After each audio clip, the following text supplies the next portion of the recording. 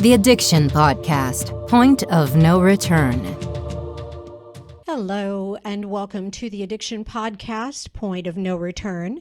My name is Joni Siegel, and I'm the host for this podcast. And today's episode is episode number 223. Today, we have an interview with a mom, and this one is not going to be pretty, if you will. Christine Naman's heartbreaking story is one that plays out in far too many homes across the country. In her new book, Christine shares her journey as a mother and reveals the roller coaster of emotions that loving a heroin addict unearths. About Natalie, which is her book, opens a raw, honest dialogue about substance abuse. Christine opens up about the challenges of parenting an addict while validating Natalie's personal pain through sharing her poetry in the riveting new book About Natalie. Let's talk to mother Christine Naman. Christine Naman, thank you so much for being willing to be on the podcast today. Thank you for having me. Absolutely. So do you have your own history with addiction, just out of curiosity? No, I don't. Okay. So we're talking about one of your children. Yes. Tell us how that started, what you know about it. Sometimes I'm not sure the parents know all of it, but you probably know a lot about it now. So tell us how that started in your family. Well, my daughter Natalie, she's just a wonderful, amazing, bright, quirky, brilliant young lady. Always has been, always will be. She fell into addiction quite early. How early? She was taking pills out of her grandfather's medicine cabinet at 12. Wow. Yeah, so very early. I obviously didn't know. But Christine, wait just one second. So Sure. She didn't just wake up one morning and go, I'm going to go get pills out of my grandfather's medicine cabinet. Right. Do you know what led up to it, or? Well, I think a lot of things led up to it. I mean, I think there was, she was always a very curious child. I think that was part of it. But now looking back, I think there was depression. I think there was anxiety. I think there was all of the byproducts of bullying. I think there was insecurity. And I think a lot of it was self-medicating. I think that she realized that maybe if she took these things, it was a little bit of an escape. It would make her feel a little bit better, that type of thing. So I think that's really how a lot of it came about. Interesting. Did she have any friends that would do it with her, or that she was involved with at the time, that you, in retrospect, might have suspected? I think throughout the years, I mean, I think she started alone. Okay. I think she did start alone. I think that as she progressed, she found undesirable company to do those things with. And then by the time she was doing fentanyl and heroin, I think she was alone again. And that image always kind of breaks my heart, because when she was older and it got to its probably worst part, I remember one day in exasperation saying to her, "Who do you do this with?" And then it just ripped my heart out, because with tears streaming down her face, she screamed back at me, "No one, because no one does this. I'm alone in my room." And that was so powerful to me, because the fact that she was alone in her room doing something she really clearly didn't want to do but couldn't escape from. Right. Christine, what were the pills that she took out of her grandfather's medicine cabinet? Sleeping pills and pain medication. Okay.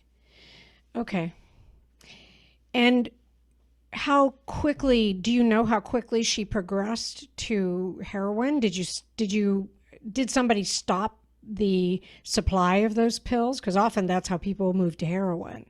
Well, I think that is part of it. Yes. My father had passed away, and when the pills ran out, the pills ran out. And I Right. think for a while she got the equivalents off the street, or off other people. But then I think that I think there was the need to feel more, and she just kept upping it. And that's how she progressed.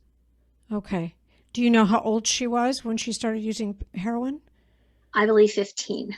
Oh, I cannot imagine what it's like for you as a mother to go through this.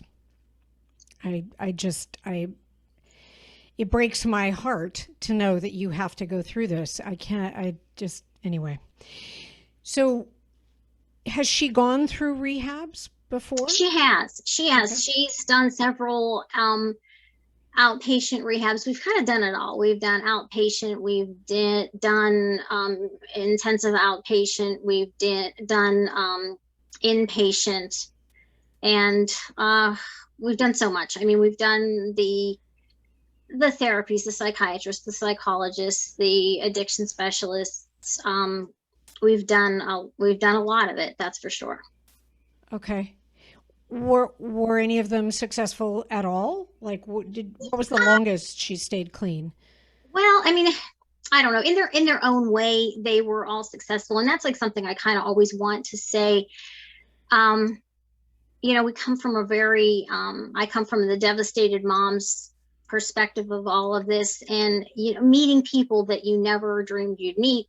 And is seeking the help of people you never thought that you would look for.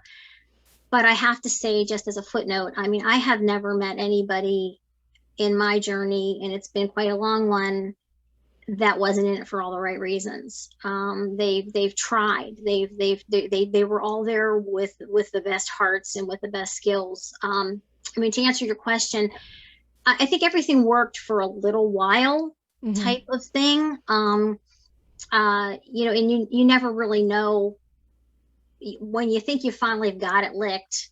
Like first time we brought her home from outpatient or inpatient rehab, I thought, this is it. I mean, we're driving home in the car, and it was just magical. We stopped for dinner, and it was just such hope. And she was talking with such plans, and we were talking with such great plans. And then 11 days later, she relapsed. Okay. But then more recently, she went to rehab, and she's doing well. She has been clean for about a year. Wow. And yeah, I know, which is a huge accomplishment. I'm just proud of her every single day, because it's not easy, but we're having a little bit of success here. That's amazing, though. A year is huge. It is. I mean, we've had people on the podcast that have not been clean and sober much longer than that. Mm-hmm. How old is she now, Christine? She's 24. Okay, so you've basically been dealing with this for 12 years. Yes. Wow. You are listening to the Addiction Podcast, Point of No Return. For more information on the podcast, or to reach out if you have a story you would like to share with us, go to our Facebook page by the same name, or you can email us at theaddictionpodcast@yahoo.com, or go to our website, theaddictionpodcast.com, or call us at 727-314-7080. And please remember to subscribe to our podcast wherever you listen to podcasts, and give us a 5-star review. Sometimes the hardest thing about getting someone into recovery is getting them to agree to treatment. Bobby Newman, a certified drug counselor with 30 years experience and an over 85% success rate as an interventionist, has created a series of 12 videos that you can use right now to learn every step to get your loved one to agree to treatment. Call 1-833-918-0008 today and say the word podcast to get a 10% discount. or go to newmaninterventions.com and type in the word podcast for a 10% discount. This service comes with a free 1-hour consultation with Bobby. I'm sorry. Thank you. Thank you. Thank you. Wow. I spent a few of those years in the dark, shamefully. But yes, when it finally came to light, we've been dealing with it a long time. Well, and I appreciate you being willing to talk to us today, because we've talked about this many times on the podcast. I think the first thing that happens with a parent, I know it would happen with me if one of my boys became addicted. My first thought would be, what did I do wrong? I know that would be where I would go.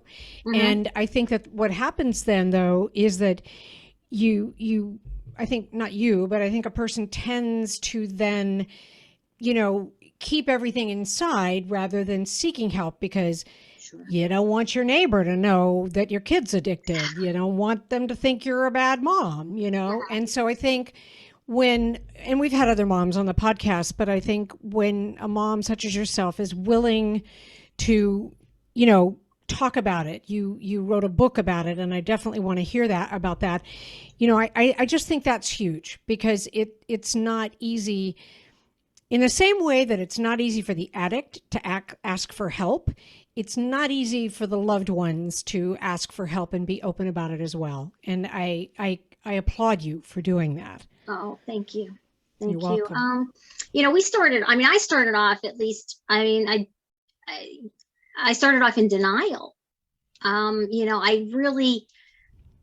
just shamefully, you've got that preconceived notion of what an addict is, of what an addict's family is. And then, when it is first coming to light that your child's an addict, I think it's instantly natural to say, oh my goodness, not my daughter, not my daughter. No, of course not. We're not that type of people. We're not, all of that. And then when I was done saying not her, then I turned it on myself. Oh, but not me, because I'm not that mom. She's not that girl. I'm not that mom. I know you don't understand. I make meatloaves from scratch, and, she went to Catholic school, and no, this isn't us. And then, like you spoke about, then there's the shame, and then there's the embarrassment, and you go through that. We'll fix this very quietly inside our own house. We'll, bandage it all up, and no one will ever know, and it'll be fine, and we'll just never speak of it again.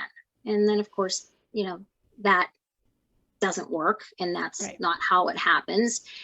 And then you ask for a little bit of help and a little more, and I even went through that period where I was practically out running the streets screaming for help, because then you go where you don't care who knows.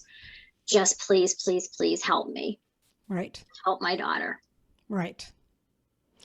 So how did you come about writing the book? Because part of it she wrote, right? She did.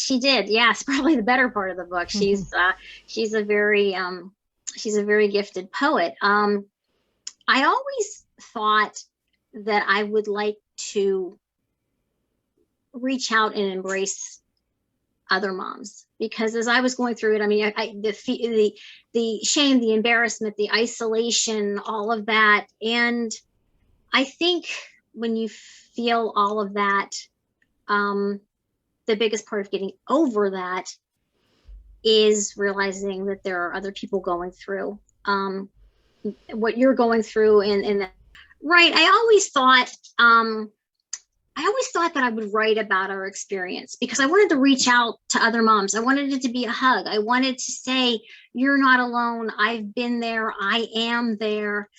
The thing that surprised me is I always thought that I would write about it after we had our happy ending. After we had our completely happy ending, and the end of the book would be very, hugely positive, and been there, done that, and look at us. And then we were in the middle of it all. And I thought, there's lots of people thankfully living with happy endings. There's lots of people, but there's so many people living in the middle of it all day after day after day. Right. And I thought, that's where I am. Why don't I write about that? And that's how the story began. And I said to Natalie, I said, why don't, do this with me? I'll write a little, you write a little, we'll bounce it all back and forth. And she wasn't wild about the idea. And then I kind of pressed a little bit, and she said, all right, I think what I can do is I can give you some poems. Nice. So I wrote the chapters, and she wrote the poetry in between the chapters, and I'm biased, but they're brilliant. Wow. That's awesome. And I know that type of book, I know it gives help to other moms. So I know that you are achieving what you would like to achieve. I hope so. I really hope so. You were going to show the book. Yes. This is the book. It's called About Natalie, and it's written by me and my girl. And I'm assuming it's on Amazon. People can get it. It is on Amazon. Yes, it is. Okay. Well, if you could just give one message out to the mothers who are listening, what would you want that to be? What would you want to tell them? Well, my message is hopeful. My message is all about, I'm more of an unconditional love kind of person. I feel that addiction is an illness. I think it's a disease. And I think that it should be treated with just as much compassion and kindness as when you have cancer or a broken leg or anything like that. As far as other moms go, I would say educate yourself. I mean, that's one place that I fell short. I was not educated. And when I was in her room cleaning / snooping, I was not educated, very well educated as to what I was seeing. So I missed a lot of the warning signs. I think that if I was educated, I would have found things sooner. I would say, if it's at all possible, skip denial, like I went through. Jump right in, skip denial. You'll get help faster that way. But I would also say be easy on yourself. I would say be easy on yourself. Take care of yourself. There's no shame in taking care of yourself. And if you are taking care of yourself, you're going to be better able to take care of them. And take it minute by minute, because sometimes things don't get better right away, real fast. Yeah, I like that message. And I think your message about taking care of yourself, I think, is huge, because the one thing you have to be, I would say, if you're a mom in your situation, is you have to be strong. And if you don't take care of yourself, you can't be strong physically, spiritually, mentally, any of it. Christine, thank you so much for talking to us today. Thank you for sharing your story. And I'm super excited that Natalie is in recovery. A year is huge. It is. And we're all going to just be very positive that year turns into 2 and 3 and 4. And there you go. Is she working somewhere? Does she work? She's going to school now. Oh, okay. She's going to school. She's at the local community college, and she's trying to, she's getting a degree. So all good. Awesome. Very, very cool. Oh, I'm glad your story has a happy ending. Thank you. Definitely a mother's worst nightmare to have a child that is addicted. I know that there are those of you who are experiencing that as you listen to this podcast. Please reach out and get help. Take care of yourself. Her message of taking care of yourself is very important. And also, skip over the denial, skip over the shame, blame, and regret. You just need to get help for your loved one, no matter how you do that. And I don't want you to be a parent or a brother or a sister or a loved one who loses their loved one to addiction. So please, please, please listen to this podcast and get help wherever you can. We'll be back again next week with another interview. You have been listening to the Addiction Podcast, Point of No Return. For more information, reach out to us on Facebook or go to www.theaddictionpodcast.com. Our email is theaddictionpodcast@yahoo.com.